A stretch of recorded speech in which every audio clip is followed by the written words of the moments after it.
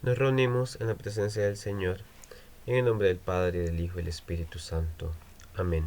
Y pedimos al Espíritu Santo, autor de la palabra, que guíe esta meditación de este día hoy con nosotros, y le invocamos diciendo: ven Espíritu Santo, llena los corazones de tus fieles, enciende en ellos el fuego de tu amor.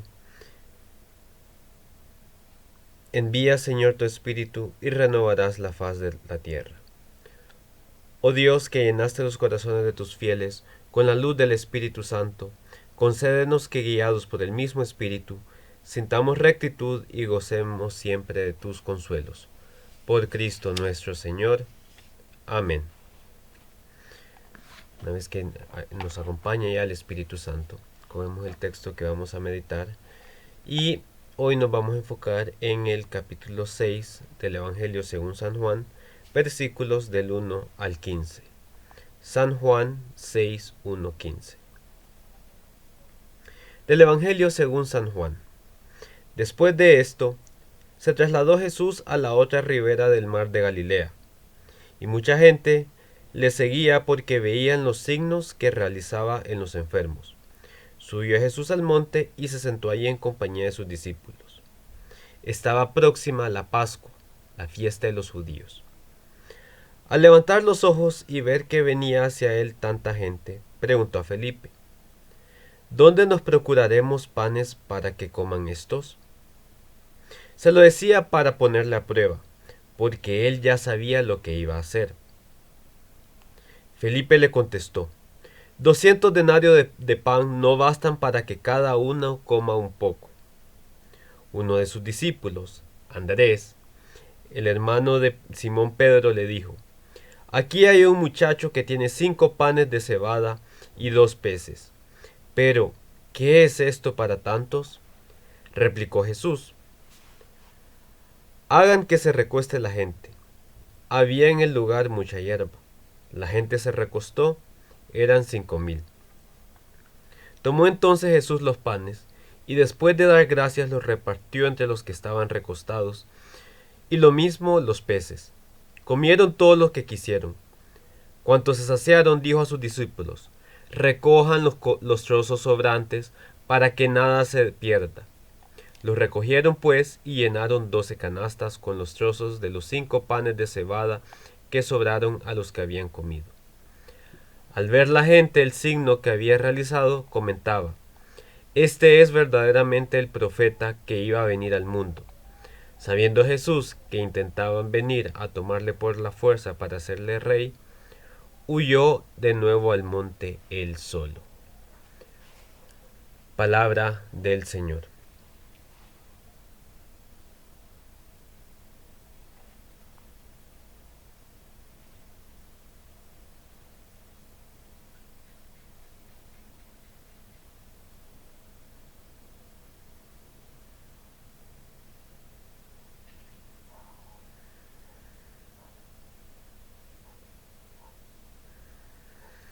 Bien, vamos a hacer una segunda lectura del texto.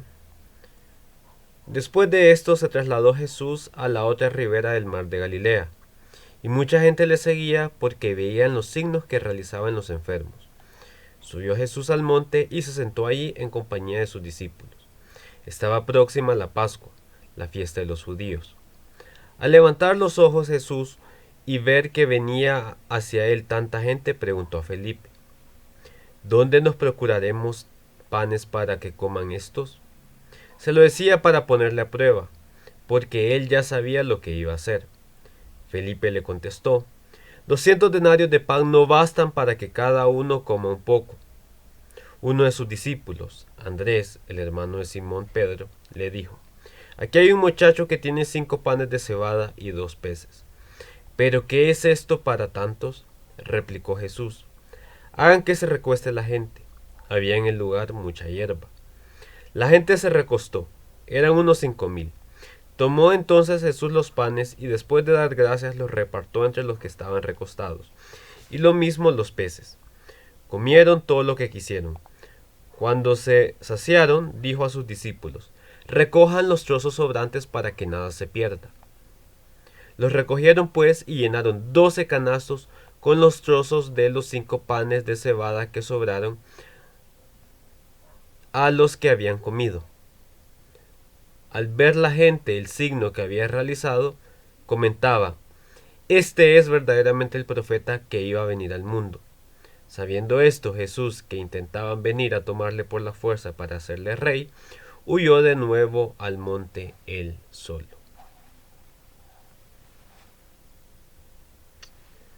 Vamos a hacer una última lectura del texto. Después de esto, se trasladó Jesús a la otra ribera del mar de Galilea. Y mucha gente le seguía porque veían los signos que realizaba en los enfermos. Subió Jesús al monte y se sentó allí en compañía de sus discípulos. Estaba próxima la Pascua, la fiesta de los judíos. Al levantar Jesús los ojos y ver que venía hacia él tanta gente, preguntó a Felipe: ¿dónde nos procuraremos panes para que coman estos? Se lo decía para ponerle a prueba, porque él ya sabía lo que iba a hacer.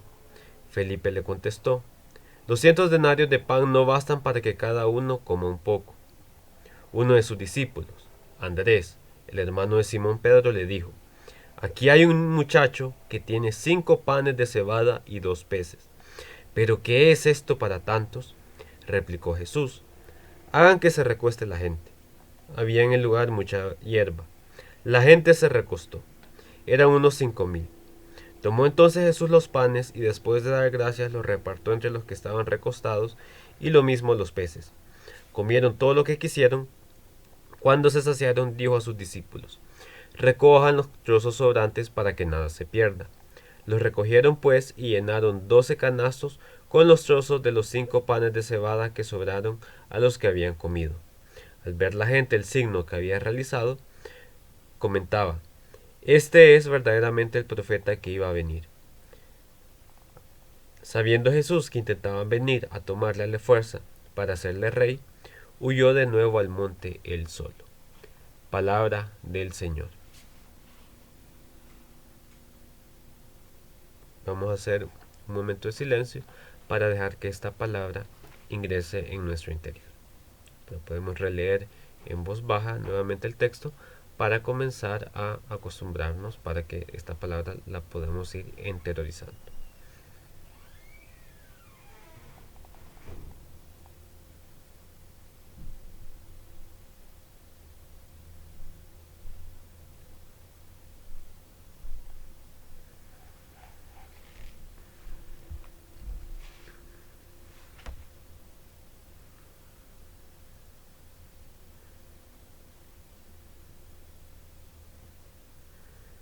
Y bien, este pasaje es tomado del Evangelio según San Juan en su capítulo 6.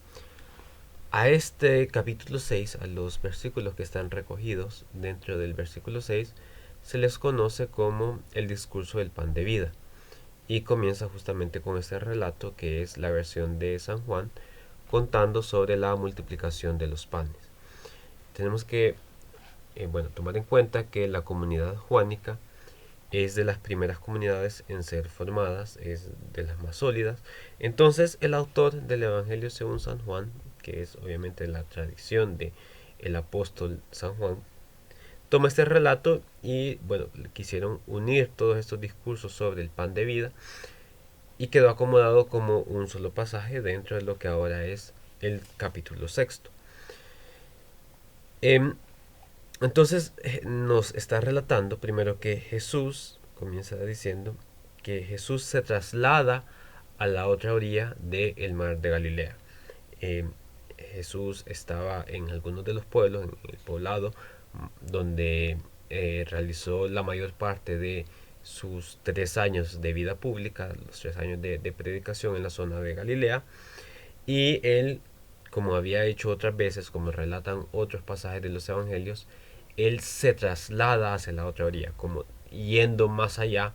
Este es un signo de que él no se queda en su zona de confort, sino que no solo se queda con las personas que ya aceptaron su palabra, sino que él siempre busca ir más allá a otros pueblos donde haya nuevas personas que puedan recibir la palabra. Entonces esto es algo que, como les digo, vemos muy común en el Evangelio, Jesús cruzando el mar de Galilea yendo hacia la otra orilla, yendo más allá de su zona cómoda, de como aquí ya me siento seguro, aquí ya me siento cómodo. No, él va más allá porque hay más personas que necesitan el Evangelio, necesitan conocer la buena nueva. Entonces eso es lo que motiva a Jesús ir más allá, y también que, como justamente nos dice el Evangelio, eh, ya hay personas que conocen los signos, entonces lo van a seguir por querer ver esos signos. Entonces él a veces va más allá al otro lado del lago porque necesita alejarse un poco para... Sabemos que Jesús se retiraba constantemente, y este pasaje nos lo dice también. Jesús se retiraba constantemente para, en la soledad, poder encontrarse con el Padre. Entonces esas son las motivaciones que tiene Jesús para cruzar a la otra orilla. El versículo 2 nos dice, y mucha gente le seguía porque veían los signos que realizaban los enfermos.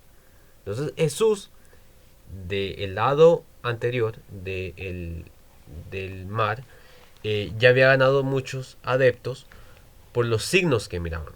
O sea, el evangelista le llama signos a lo que nosotros conocemos como milagros, como acciones que manifiestan la presencia de Dios. Entonces las personas lo ven, pero son un poco sensacionalistas porque esa es la motivación que tienen, estos signos. O sea, ellos no miran, los signos son la imagen, son una representación de la imagen de Dios, pero ellos no están viendo el amor de Dios, sino que ven esta representación, lo que estos signos representan. Entonces nosotros no tenemos que ver los signos, tenemos que ver el amor de Dios en sí.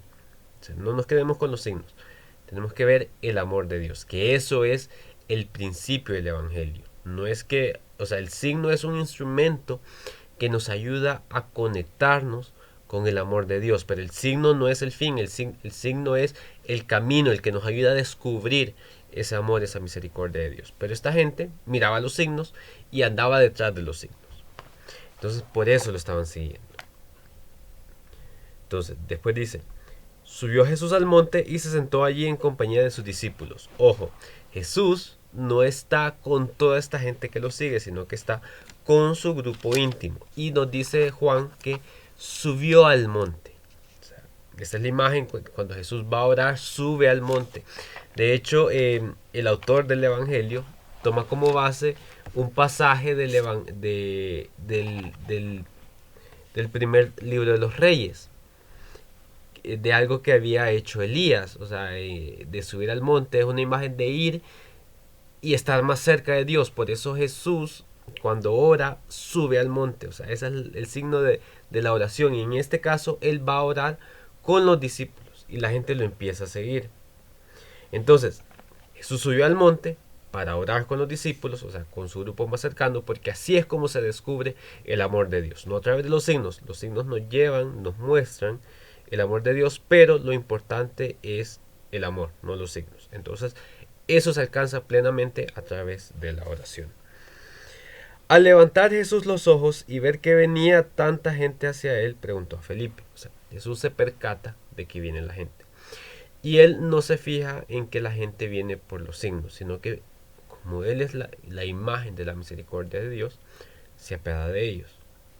Y llama a Felipe. Es significativo porque Felipe es el signo de la fe. Recordemos que cuando Jesús resucitó, el día de la resurrección se le apareció a los 10 que estaban ahí y Felipe no estaba con ellos. Entonces, a la semana siguiente, Felipe, que le dicen a Felipe, mira, se nos apareció el Señor, él duda su fe. Entonces, por eso vemos hoy a Felipe, porque Felipe es esa imagen de la falta de fe y después se contrasta con Andrés. Entonces Felipe empieza a hacer cálculos humanos. Bueno, le dice Jesús, ¿de dónde nos procuraremos panes para que coman estos? Se lo decía para probarle porque él ya sabía lo que iba a hacer. Entonces ya sabemos la importancia de Felipe, que es esa imagen de la fe que nosotros debemos tener en Dios. Él no habla de la fe, sino que empieza a hablar desde los cálculos humanos. 200 denarios de pan no bastan para que cada uno coma un poco. Entonces empieza a calcular y ni siquiera responde a la pregunta de Jesús. Jesús le preguntó, ¿de dónde vamos a obtener pan para que coma esta gente? Y él le dice, ni con 200 denarios, o sea, ni con el pago de un jornalero de 200 días, vamos a tener pan. Obviamente que no, porque el Evangelio después nos dice que eran 5.000 personas. Obviamente que con el pago de una persona de un día de trabajo, no se va a tener para 5.000 personas. O sea, con el pago de 200 días de trabajo no se va a tener pan para 5.000 personas. Entonces las cuentas no le dan y vemos que su pensamiento es limitado porque dice X cantidad no nos ajusta. O sea, ni siquiera responde. Necesitaríamos X cantidad de dinero para que cada quien coma un poco, sino que dice esta cantidad, que creo que es lo máximo que yo puedo concebir, no nos ajusta.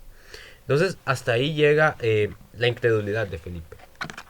Pero luego hay otro apóstol que tiene un poco más de iniciativa. Uno de sus discípulos, Andrés, el hermano de Simón Pedro, o sea, si se fijan, Andrés no anda haciendo los mismos cálculos que Felipe, o sea, tanto dinero no nos gusta. Aquí hay un muchacho que tiene 5 panes de cebada y 2 peces, pero ¿qué es esto para tantos? O sea, al final se hace un pequeño cálculo porque dice, obvio, 5 panes, 2 peces, hay 5.000, no ajusta. Pero ahí vemos su fe, o sea, él se enfoca más en lo que hay que en lo que hace falta. Entonces ahí empieza a manifestarse el acto de fe de Andrés. O sea, y esto es suficiente. Como decía, antes Jesús le pregunta a Felipe para probarlo porque él ya sabía lo que iba a hacer. Y es algo tan básico que Andrés, aún sin tener la confianza plena, o sea, sabiendo que no es suficiente, pero lo pone a los pies, lo pone a disposición, actúa, es el catalizador, es quien incita a que comience la obra de Dios. Y eso es lo que nosotros tenemos que hacer. Nosotros tenemos que ser como Andrés, que aunque lo que nosotros tenemos no ajusta, pero es lo que inicia la obra de Dios. Entonces nos dice, bueno, también nos habla de que ya venía la Pascua, eso lo dice en el versículo 4, estaba próxima la Pascua, la fiesta de los judíos, o sea, para ponernos en contexto, recordemos que Jesús es la nueva Pascua, entonces va relacionado bastante con el tema de la pasión, muerte y resurrección, porque Jesús es la imagen de la Pascua eterna. Y estos relatos del capítulo 6 van encaminados al pan de vida, que Jesús es la Pascua del pan de vida. Replicó Jesús, hagan que se recueste la gente. O sea, los está preparando. Nosotros cuando vamos a recibir la acción de Dios tenemos que prepararnos. Así como hay actitudes dentro de la iglesia. O sea, nosotros cuando estamos en la Santa Eucaristía no estamos de pie porque a alguien se le antojó que hay que estar de pie. O sea, estar de pie tiene un signo. Estar de pie es el signo de las personas que caminan. Por eso cuando escuchamos el Evangelio en la Eucaristía estamos de pie porque la palabra de Dios, la palabra del Señor que es el Evangelio, es acción. Entonces, vaya, cuando escuchamos las lecturas, estamos sentados porque estamos en la actitud del discípulo, el que escucha. Cuando estamos de pie, estamos en actitud de acción. Y eso es el Evangelio. Por eso el Evangelio se escucha de pie y las lecturas se oyen sentados. Porque estar sentado es la actitud del discípulo, del que escucha, el que aprende. El Evangelio no es para que escuchemos y meditemos y filosofemos. El Evangelio es para que actuemos. Entonces Jesús los pone en una situación más relajada, un poco menos tensa. Siéntense, una actitud de calma, de que vamos a recibir. Entonces por eso les pide que se sienten. Había ahí mucha hierba, o sea, la hierba es como algo, o sea, no les estaba sentando en un lugar incómodo, sino que sobre la hierba. Entonces obedeció y nos dice eran unos 5.000. Los evangelios sinópticos nos dicen que eran 5.000 solo los hombres. El punto es que era mucha gente, era muchísima gente. Tomó entonces Jesús los panes, empieza a actuar. O sea, el versículo 11 comienza con un verbo de acción, tomó. O sea, Andrés fue el que propició la acción, pero Jesús toma los panes. Y después de dar gracias, qué importante dar gracias. O sea, a veces vemos lo poco que tenemos, demos gracias por lo poco que tenemos. Así que Jesús, después de dar gracias por estos 5 panes, ¿cuánto es? Que 5 panes y 2 peces, que es poco, pero tenemos que agradecer que es lo que tenemos, después se multiplica. La virtud de la gratitud. Los repartió entre los que estaban recostados y lo mismo los peces. Comieron todo lo que quisieron. Cuando somos agradecidos, no nos hace falta nada. Seamos agradecidos por lo poco porque vamos a poder comer todo lo que queramos. Cuando se saciaron, recogieron, dijo Jesús a los discípulos, recojan los trozos sobrantes para que nada se pierda.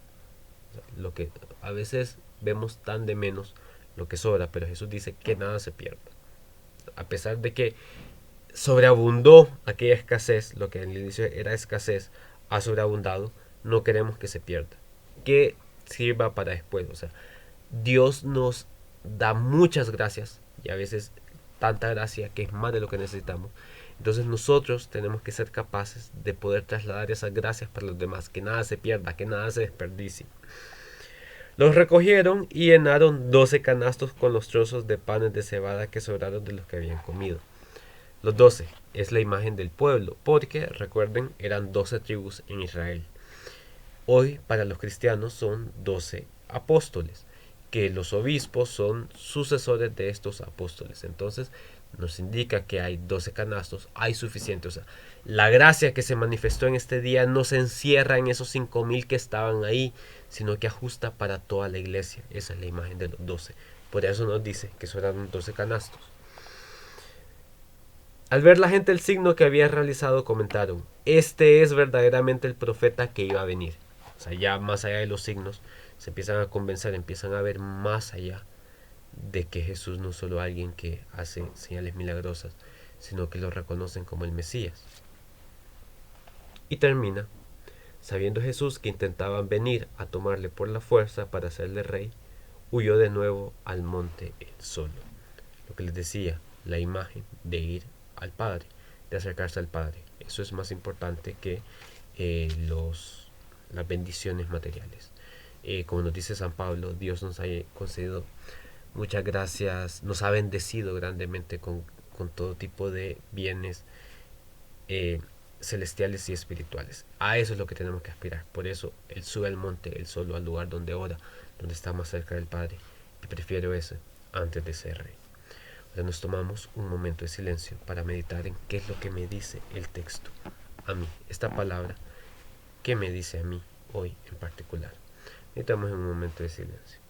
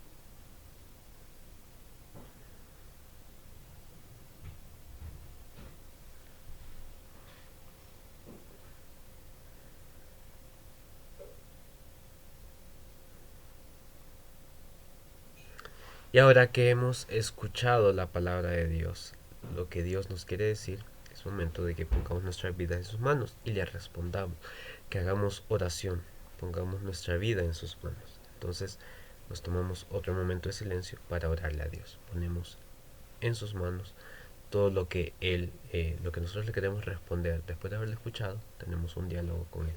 Ahora pongamos nuestras vidas respondiendo a esto que nos ha dicho en este momento de meditación.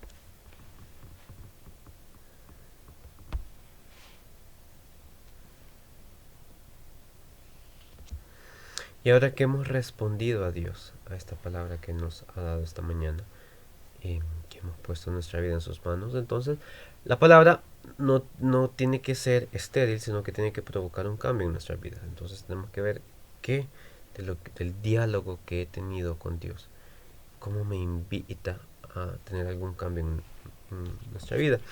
Y vamos a meditar en eso mientras también oramos con el Salmo 107.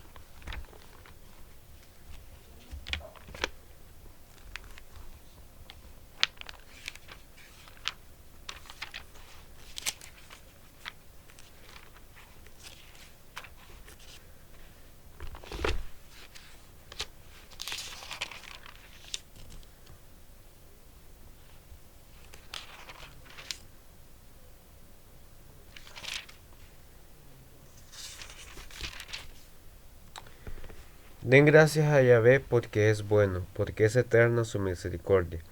Que lo digan los rescatados por Yahvé, los rescatados del poder del adversario, los que han reunido de todos los países de oriente y de poniente, del norte y mediodía. Por el desierto erraban, por la estepa no acertaban con lugares habitados. Hambrientos y sedientos sentían desfallecer.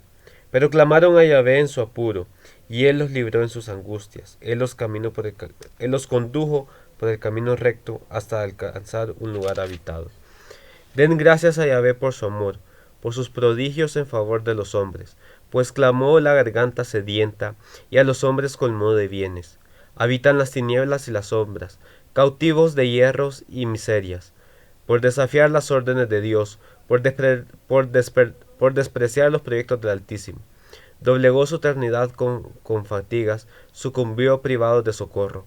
Pero clamaron a Yahvé en su apuro, él los libró de sus angustias, los sacó de las tinieblas y la sombra, rompió todas las cadenas.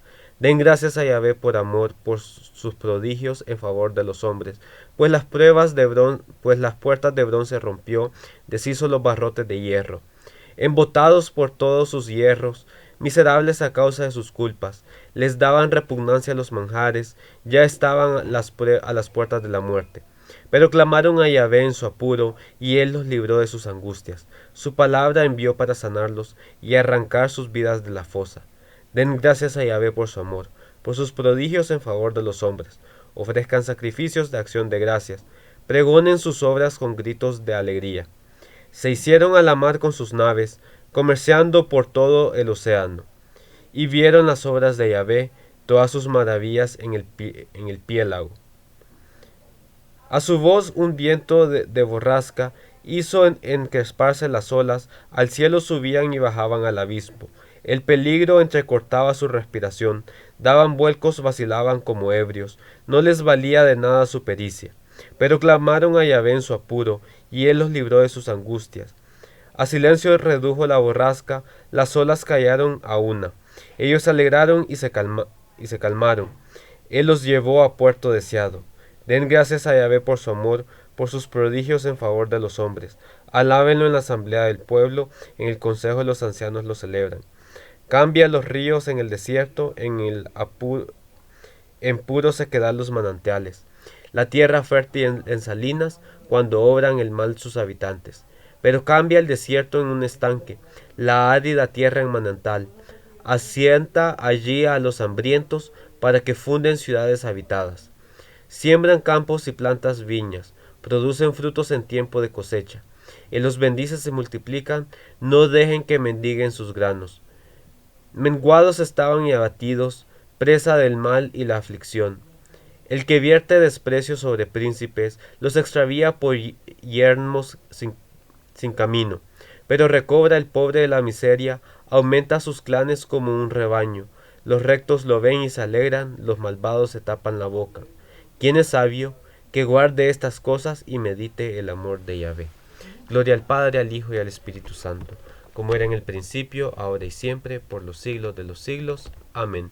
Y encomendamos el resto de nuestra jornada en el nombre del Padre, del Hijo y del Espíritu Santo. Amén.